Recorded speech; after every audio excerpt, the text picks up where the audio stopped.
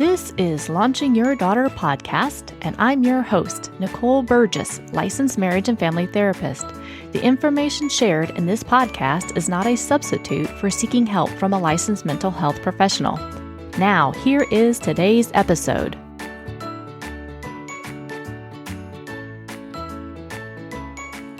Episode 49. Well, welcome everybody.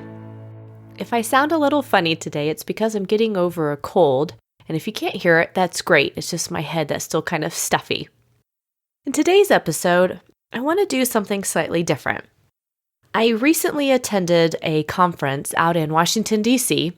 where over 4,500 therapists/healers actually came together in one setting, and it was people from various parts of the world. It was absolutely amazing. I've never attended anything like that, where so many therapists were all in one place. And when I say therapists, I mean mental health workers, social workers, licensed marriage and family therapists, mental health counselors, addiction counselors.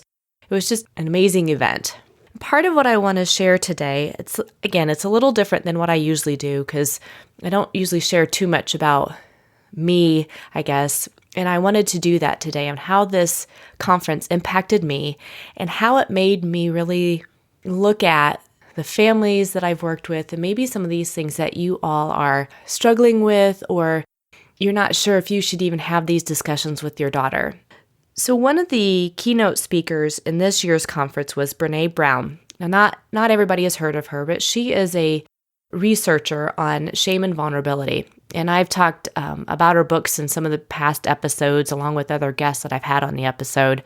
And I really enjoy her work, and I think she has a lot to offer and really help enlighten all of us in how we deal with our pain, how we deal with our vulnerability. And in her keynote speech, she was telling all of us how really loneliness, she said, is like this health epidemic that is going on, that we've really kind of sorted ourselves in these specific areas, whether it's religion, it's our neighborhood, it's our school, versus everybody coming together. So in today's discussion, I want to talk about really exploring the diversity, not only within your family or maybe the differences you even have with your daughter, but look about your community and the different belief systems that you have and begin to look at it through the lens of seeking understanding. That really goes a long way. So let me tell you a little bit more. So in Brene's talk, she said, for many families, it can take over a month or more for them to even seek out therapy to talk about a past trauma, a past hurt, a past abuse. And what that does is it impacts the family in a way that we all kind of armor up, meaning, I don't want to explore my vulnerability, or I don't want to share that pain with you. And she talks about how when we do that, when shame takes over, shame actually steals our joy. And one way to overcome that is through gratitude. When we actually share these things with one another, when we look at our lives and are grateful for various things in our lives, then joy begins to come back into that. And another presenter that was amazing too that came in and did a keynote was William Daugherty. He was talking about really kind of the political division that is going on in our country. And I'm not going to get into all of that. The way he did this discussion, I really enjoyed because, again, he has been talking with families, with parents on both sides of the political arena, and going in there where the communities, these local communities that he's going into, they're really going in there to seek to understand. And he had talked about how when we adults, parents or not, when we come from a very, I want to call it like a reactive place, how that actually impacts children, right? So they see that in us. If we come from a place, he called it like numb reactive, which is where we shut down. Agitated reactive is where we can obsessively check on the news or tweets, or we go on rants about things. And then a grounded response is having feelings and having hope and being informed, where it actually goes through the cerebral cortex, which again is the front part of the brain there. And he was saying how as adults and as parents, where we can do active coping, meaning in addition to limiting our information so we don't get overwhelmed or too stressed out about it, we can actually donate to organizations or attend marches and things. And he was saying how when we actually show that to our children, when we show that to young adults, that you can still stand up for what you believe in, but do it in a very healthy way versus it's not coming from an ongoing place of anger or fear, which again, our children are sponges, right? Kids watch what you do. Your daughters are watching everything that you do and they're hearing what you're saying. So when you're able to sit down and have a discussion with her, and even if she disagrees, that's totally okay. That's being able for both of you to slow the conversation down and seek to understand. Or maybe she's like, I disagree because of X, Y, and Z, whatever that belief system may be, politics or not. And then you can do the same with her. The other thing that happened when I was out there was I visited various, the Smithsonian museums. And of course, many people know about Washington, D.C. and the different museums that are out there. And I got to visit, the African American Museum, the Holocaust Museum, American Indian Museum, and a few others.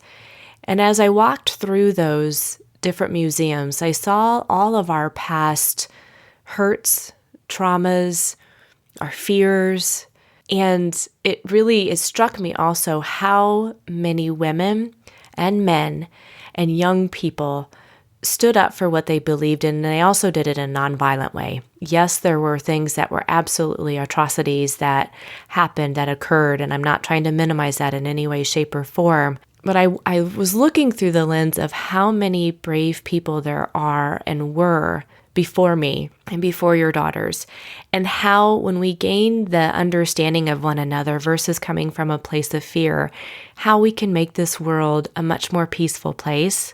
So I have kind of a plea for all of you parents and caregivers out there.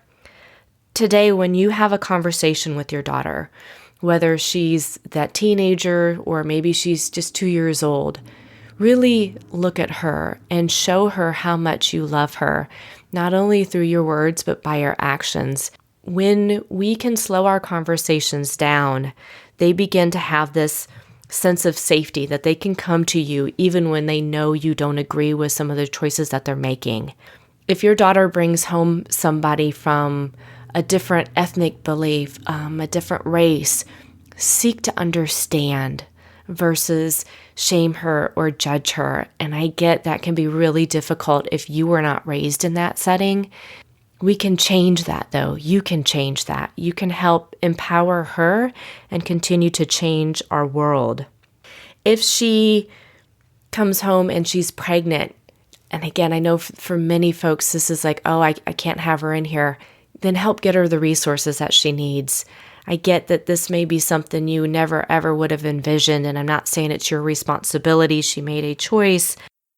Try and help her get the resources that she needs, get her connected so that she can work through this as well.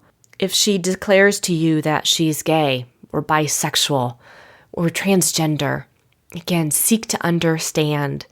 Do your best to truly put your own hurts, fears aside. I know so many of you out there love your daughters so much, and you want the best for her, and you know that there are still a lot of things in this world that we're still trying to overcome, a lot of the prejudice and injustices that are out there.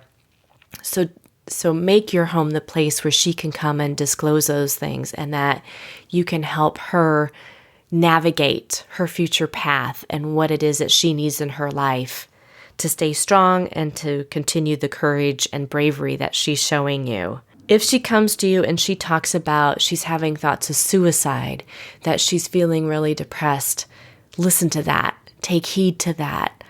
I know sometimes when girls do self-harm or the cutting behaviors, that can really scare parents, and understandably so. Part of that, though, when your daughter shares that with you, I find that absolutely amazing because she was brave enough to say it. So again, find a local therapist in your area, get her the help that she needs, knowing that that is not a weakness in her for sharing that with you. That's actually a lot of courage. When we can ask for help, that shows how strong that we all are, adults and teenagers and children. So please, again, this is my plea to all you parents and caregivers, please get her the support that she needs, whether it's with you, with family members, and or if she needs professional help. Help make your family the generation that changes our future. Let your family be the one who has overcome diversity through seeking to understand, surrounding your daughter and your family with love and kindness and compassion. Make your family the one who, again, through seeking understanding, through seeking their truth, really creates a sense of safety. It creates a family system where you all can be vulnerable with one another. No, you can't take your daughter's pain away. No, you can't maybe take some of the consequences away based on her choices. But she knows that she can come to you or other adults that the family knows, where she will be heard and she will be seen and she will be loved for who she is, no matter what choices that she makes. This is how you, parents and caregivers, can help change our future, because you empower your daughter to share those beliefs that she has, to share her open-mindedness, to challenge the way the world maybe works or your community has worked, or maybe it's the old family belief systems that maybe need a little updating. I'll say it that way. So help her be the best that she can be by seeking to understand, embracing different. Different doesn't equal bad. It just equals different.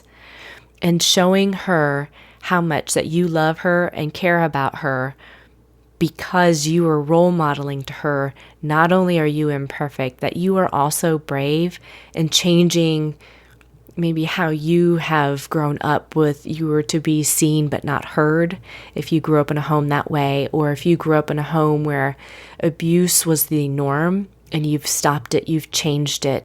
That's breaking those old cycles. That's breaking those old unhealthy patterns and creating a family of love and joy and peace, which truly does have a ripple effect, not only within your family, within your community, within your city, within your state. It really does ripple throughout the world. So keep being the brave and courageous parents and caregivers that you are, doing the best with being imperfect, and knowing that no, you're not going to do it well every single day, but you're going to love her with all your heart and show up even when you're feeling really vulnerable and scared, and letting her know that she is also enough, just as you are. Yes, that definitely comes from Brené Brown, but it's more than that. It's looking at all of our histories. Where have we come and where are we going in our future? And supporting her to the best of your ability.